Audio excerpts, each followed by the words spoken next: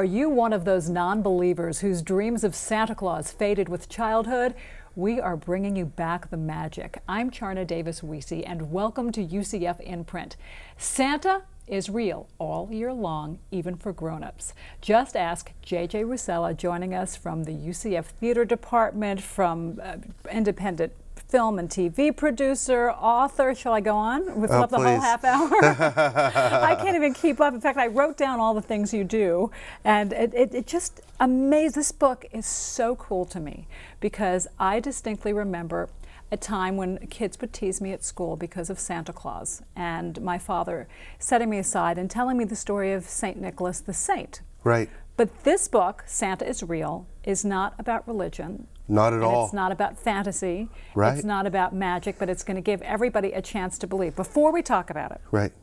Where did this come from? When did you decide this is something that is calling me? I have to do it with your hugely busy schedule. Well, that's actually a fairly long story. That's okay. We got plenty of time. I lived in New York for a while, and I was younger, about, this was about 10 years ago, 12 years ago. Oh, how long ago is that? And I was cast by the Macy's Day, the woman who cast the Macy's Day Parade Santa needed somebody to step in, and I was much too young to play the role at the time, knowing that I would play Santa one day. So I played the role of Santa Claus for this... in the parade? No, for this gathering, not for the party, okay. but for an outside gathering that they were doing. And so I'm standing outside. I look like a Father Noel, kind of, a little bit of European, white beard, And the kids are singing, "Here comes Santa Claus, here comes Santa Claus."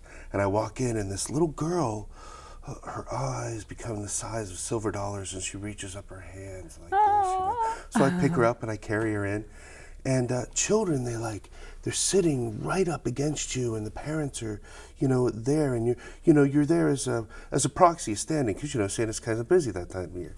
It's the Santa's helper. That's right. I was a helper that day. I needed a little help, and so at the end of the whole experience, it was truly, amazing with the children, because it's not like acting a role.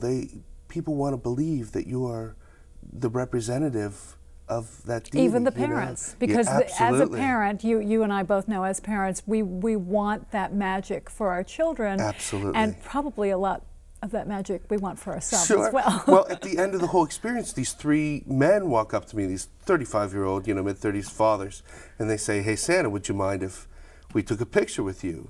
And I said, "Have we been good this year?" And one of them went, "Yeah." Like, he answered me. I'm like, come on, guys. But yeah, it was even the adults wanted it. And so it's been in my mind for, 13 years, somewhere around that point. That really made an impact on you. It did. It had a huge impact on me, on the fact that teenagers and adults want an image that they can believe in, that harkens back to that initial love, to that childhood, that figure that would always be there for them no matter what. Unconditional love. Unconditionally. Magic. And something that rewards you when you're good. That's right. That's right. And then, let's not think about the coal very much, or the name being crossed out. No, and so I've done, lots of research, and really the story begins about 5 years ago with the development of a screenplay. And a production team that came together who believed in the story. So that actually, the screenplay came before the book? The screenplay came before the book. Wow. And we've probably had a team of 6 writers that have worked on the screenplay over the past 5 years. We're, version 13F in right now. So the idea is that we are going to create a feature film based around this man who comes out of the 1700s. And which you're doing now as well. Right, we're in pre-production for right now, after 5 years. We shot another film this summer, this past summer, that we just finished. I just finished the director's edit this last weekend. So you decide, okay, we're going to do this screenplay on this man. Right. It's actually a man, not a saint, a man who started out as a very sad little boy. That's right. Who lived through terrible tragedy. Now, how did you find out about him? Well, we did lots of research, but the drive of the story is primarily built out of pieces and hints out of history, but also I think there are aspects to the story that we all know about Santa, whether it's conscious or not. Does Santa have a child? No, there's no way. Everyone is his child, you know. The idea of him being orphaned is a running theme in a lot of, there are other books that sort of begin to try to frame this kind of a story. So there's similarities, actually, that we found after we wrote the screenplay. So it seems to me that there's a universal story that harkens back for each of us that we kind of understand. Right. There are over 200 gift givers across the planet. From Kris Kringle to Saint Nicholas to Bobo Gijo to Father Christmas. It depends on whatever country that they're in. But Santa Claus in the United States really dates back to the 1800s, and with the poem "The Night Before Christmas," and then in the 1920s we see being adopted by the Macy's Santa. We see the 1940s. Wasn't the original man in the red suit some kind of cola ad? Or yeah, it was Coca-Cola. Coca-Cola in the 1930s gives Santa Claus his red jacket. And in the 1940s, we see Montgomery Ward create Rudolph the Red-Nosed Reindeer. So Santa Claus doesn't become a staple till the 1920s, right, really, in the United States. So our image of Santa is different from the other gift givers. So it wouldn't necessarily have to follow back to Saint Nicholas, he was the Archbishop of Turkey in the 4th century A.D. And he was the patron saint of sailors, but also of children and needy people. That's right. Which is basically where I'm getting ahead of us is where they started calling this particular man Santa because of Saint Nicholas. But this guy, he lived, was it like Lapland, the Lapland area, and right, during a time when there was terrible plagues. Scandinavia, they call it the plague, although it's really consumption. It was tuberculosis. A viral form of consumption that was really aggressive.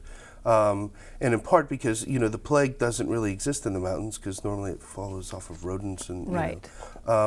But the idea is in 1702, this boy's village, this boy named Chris, his village falls to the plague. And his mother makes him find homes for his 7 brothers and sisters. He's the oldest. He's the oldest. She knows she's going to die. She knows it. And he doesn't want to. He wants to keep them together, and she forces him. She makes him promise to find them homes. So that's what he does. He finds them homes. Over the course of 24 hours, she makes him drop them off at different places. Now we know this because you found there was a journal found. Right. Well, here's what happens in the screenplay. In the development of the screenplay, after about 2.5 years, the 6 writers that had worked on it, we got so far into the psychology of Chris that we wanted a way to capture his thoughts. So on our own, we started keeping a journal of his thoughts. And then we started building letters from the 17 and 1800s that corroborated the story, sort of as a play with the writers, between each other. And so it really, the journal and the letters all come out of the development of the screenplay. Gotcha. See, I thought they were real. You got me. Well, and I'll tell you, the response is fairly universal. Everybody. Yeah, it has a richness there. Well, it makes so much sense because here he is. He's missing his brothers and sisters. He is essentially, I see with my oldest child, he feels like he's a parent as well. And then he really becomes a parent, but he can't stay one. And he gives away his kids. And then he becomes an apprentice for a carpenter. Right, he becomes apprentice to a carpenter. So he starts making wonderful little toys. Yeah, he has a knack for it. And it's interesting, in the journal portion of the book, we have sketches and drawings that he makes throughout the years as he develops. As you talk, I'll look for it. Okay. As he discovers carpentry and woodworking, he finds out that he has a knack, and so he creates these little mechanical toys.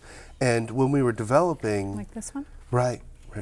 When we were developing, if you move to the next page, I think, wait, it might be 1 or 2 back, you'll see that mechanisms. It's the mechanisms that really speak to his genius.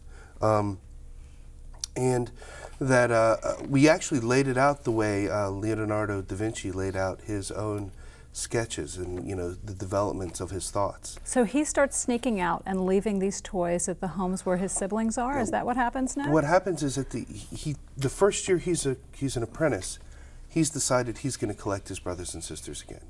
So he's going to throw himself into woodworking and create a trade for himself.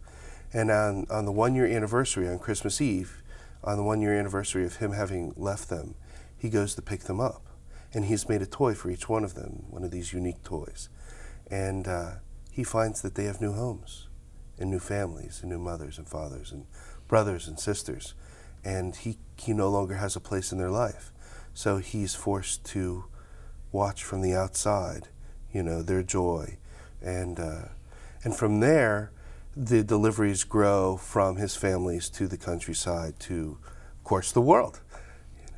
And then, and they call him the Santa because actually named for St. Nicholas. They call him the Santa because Santa is simply saint. Right. So to the people, he is simply the saint. So it's very simply in Latin, Santa. You said you'd like to do a couple of the readings from the book? Sure. I would love to hear them. I can. The book is based on this, a professor in the 1800s who goes to Scandinavia and discovers this information. And it's Professor Rosenkrantz, who we use as a character to follow us through the story. The opening is, "Dear reader, presented in this book is research documenting the life of a boy known only as Chris, who lived in Scandinavia during the early to mid-1700s. Collected by Professor Rosenkrantz in the mid-1800s, the following research may explain part and parcel of the birth of the Santa legend. What you have before you is a story that shows how legends are born from less than perfect beginnings, and how a simple boy can become a symbol of the kind of goodness which instills hope and wonder in children and adults alike. Read on with open eyes, heart, and of course mind, and there is no doubt you will find a history that will spark your imagination as well as renew your faith in the legend of Santa." So the first letter is from this Professor Rosenkrantz. And I'll just read the first couple of paragraphs, because he's the one who sort of takes you through all of this archaeological data that he's discovered. And he writes his friend Albin. "Dear Albin, well, old friend, how long's it been since we've been out drinking and laughing together? Your last letter reached me some time ago, and I've been a bad friend. Since you are a good friend, I know you will forgive me for not writing sooner. The reason I have extended my stay is that in my research, I have made some fascinating discoveries. Ah, Albin, you of all people know that I am not one to be taken away by the tides of superstition and folklore. So how is it that I, a botanist at the university studying lichen, am writing to you now about Santa, or the Santa, as they call him in these parts? You are shaking your head and saying, 'Surely my friend has gone mad.' The explanation is a simple one. The people here are convinced that the Santa on whom we all build the hopes and wonder of our children came from Finland, interestingly, not far from the North Pole." So it begins his discussion with his friend, and he discovers a journal that he sends to his friend. So we never actually find out what happens to Professor Rosenkrantz, but it's his friend Albin who maintains the information that we compile today, you know, in the book. Now, in the movie, the movie goes further than the book. The book simply covers the legend around him in Scandinavia and who he is as a teenager. The movie follows the entire epic all the way till today. It spans from 1702 all the way till today, and much of what's in the book is not in the movie. If there were a narrator, maybe in the movie we could give some of Chris's thoughts, or if we showed the journal. But what we captured here was not what we didn't put in the movie. As a matter of fact, if you were to see the movie and to have the book, it would probably be more complete. It's almost like a study guide. That's exactly right. As a matter of fact, there's a map on the inside of the cover That's the map he draws at 13 years old from the burning village and where he drops off his brothers and sisters. So once you see the movie, you'll see clues that are written in the map that aren't actually in the book. Oh. So there are details here that you don't even know about.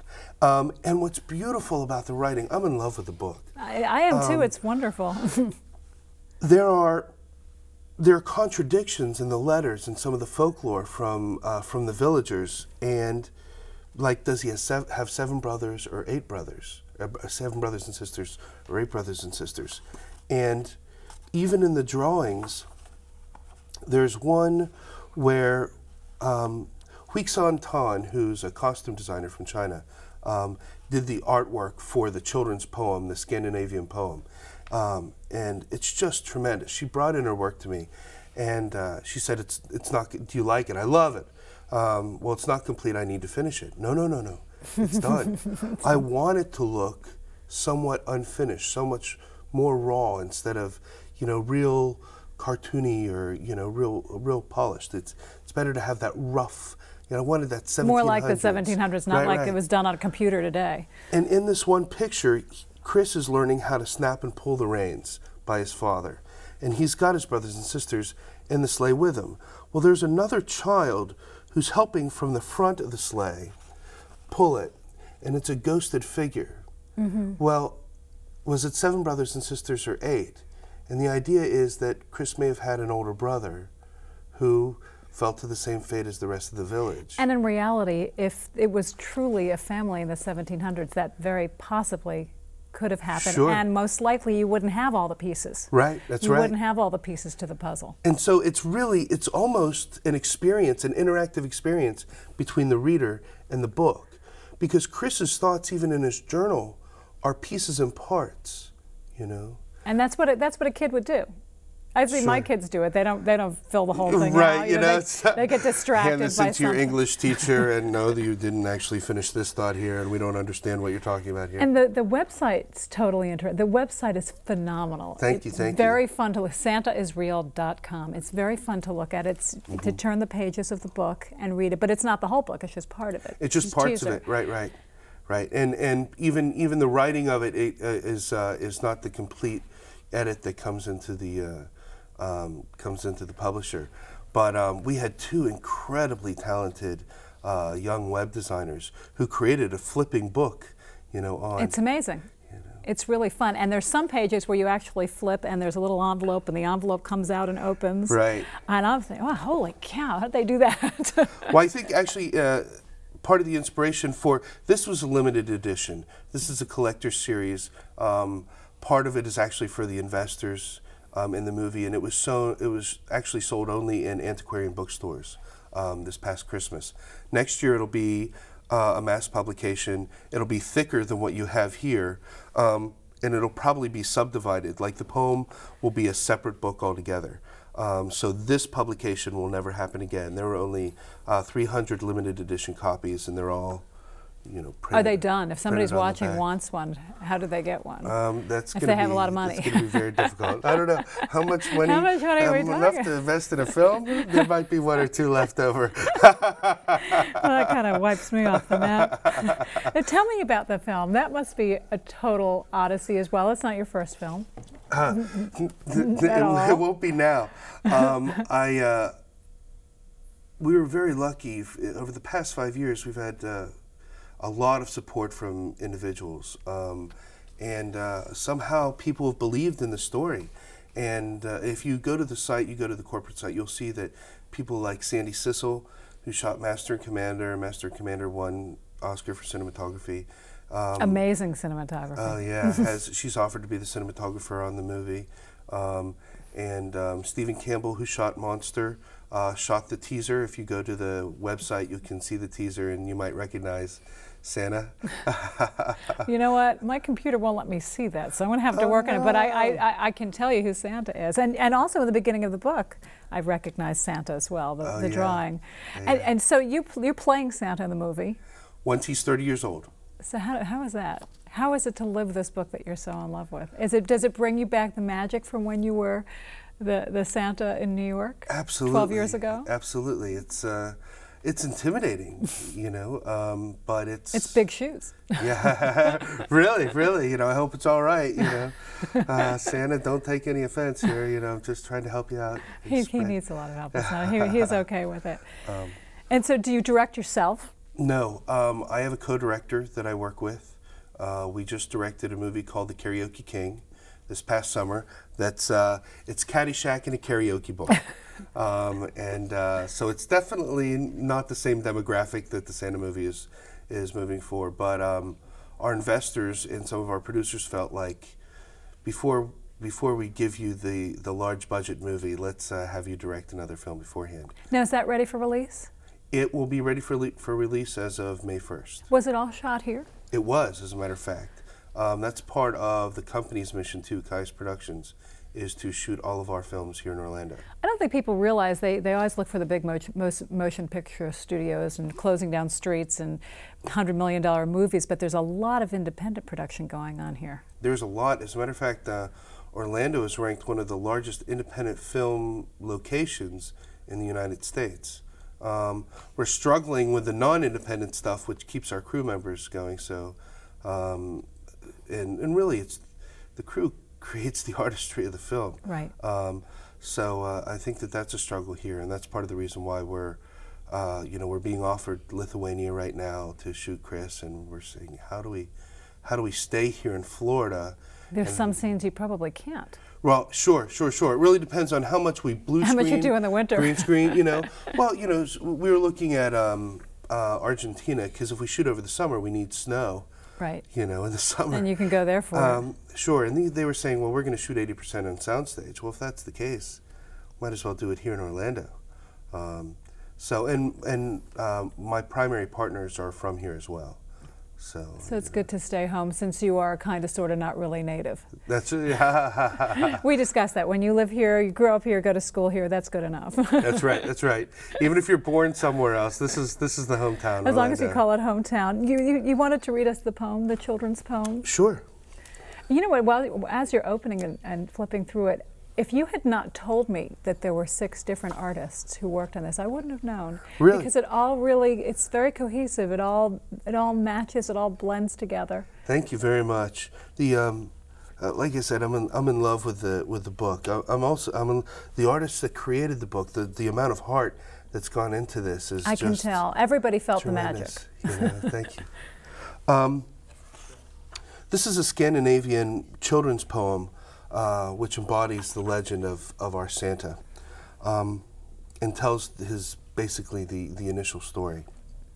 In the mountains, when the sparkling snow falls through the leafless trees, the silent forest comes alive with dancing, whooshing tiny lights. Only the wind can be heard until morning, when the children come outside all bundled up to play. Because Chris was the oldest, his father taught him the way to snap and pull when driving the sleigh through the deep snows. Because Chris was the oldest, his mother taught him to care for Owen and Tomas and Talia and Garen and Kendra and Jess and even Nico, who was the youngest. When the sickness came through the snows to their village to take Mama and Papa from him, because he was the oldest, they taught Chris how to load the sleigh so his brothers and sisters would be warm. And they taught him how to forget, like the snow forgets a footprint, by covering it up. Chris promised to forget Mama and Papa and his village. They taught him that promises must never be broken. And through the coldest night, through the icy wind, Chris pulled and snapped the reins to guide them all over the countryside, because he had promised Mama and Papa. The roadhouse for Owen, where he would have lots of company. The bakers for Tomas and Talia, twins should stay together. The lumberjack camp for Garen, to learn and trade and grow strong. The church for Kendra, since it was warm inside. The inn for Jess, so she would always know comfort. And last went Nico to the cabin, where the soup on the fire smelled like Mama's. Each place was left behind, swallowed up by the night and the swirling snow. Chris kept the promise, and so he drew a map and made another promise to himself, that he would return for all of them when the time was right. Chris found homes for them all, and he was glad. Everyone was safe, for everyone except himself. At a fork in the road, he pulled the reins ever so gently to tell the mare to stop, and he felt a little sad and scared. He didn't know which road to take. From behind him came a rumbly, squeaky cart with giant wooden wheels pulled by two great horses. It crunched down the deep snow in its way and stopped just behind Chris's sleigh because it blocked the way. The man who drove the cart called himself Joseph, the carpenter. Joseph said Chris looked lost. Chris said he had nowhere to go. Joseph felt the boy's arm and said he was strong. Chris looked to be the right age for an apprentice. The man smiled and told the boy to follow him. At first Chris was unsure, but then he steered his sleigh to one side of the road and watched the great wooden wheels send the snow flying through the cold air in clumps. Snap went his reins, and he followed. Joseph the carpenter taught him the trade of woodworking and how to use the tools to cut, to carve, to shape, and to smooth the wood from the forest. Joseph's wife, Gabriella, made so much food. She always said Chris was too thin, so he ate and ate because she was too kind to say no.